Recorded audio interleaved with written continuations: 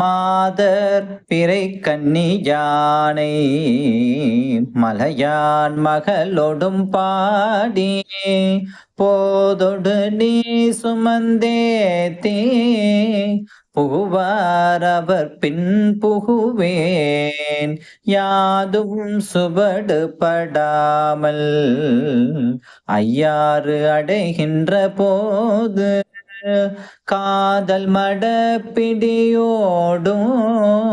களிறு வருவன கண்டேன் அவ திருப்பாதம் கண்டறியாதன கண்டேன் அவ திருப்பாதம் கண்டறியாதன கண்டேன்.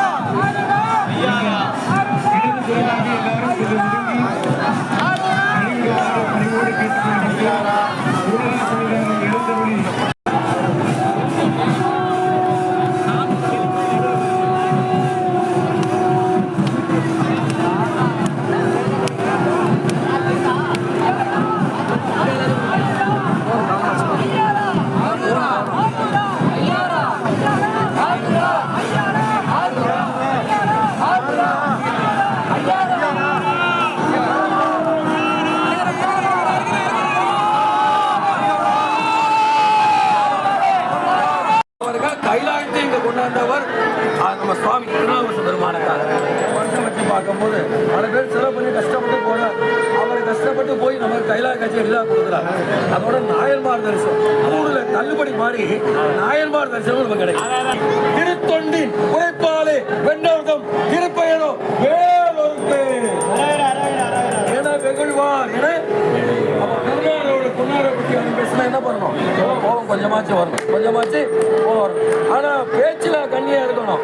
கோபம் இல்லாமல் இருக்க கூட பேச்சு எப்படி இருக்கணும்? கண்ணியமாக இருக்கணும். வார்த்தை கரகரமாக இருக்கக்கூடாது.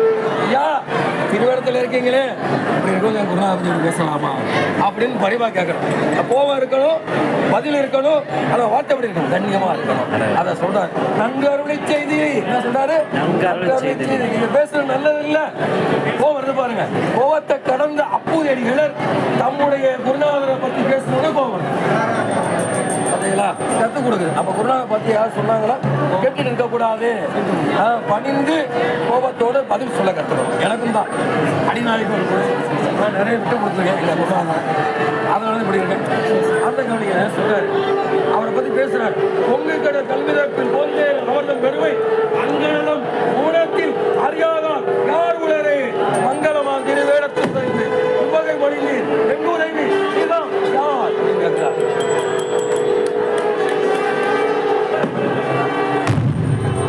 என்று தாவரத்தின் இயக்குற மஞ்சுரை வானிலை ஒரு வாய்மை எழுதுகிறது.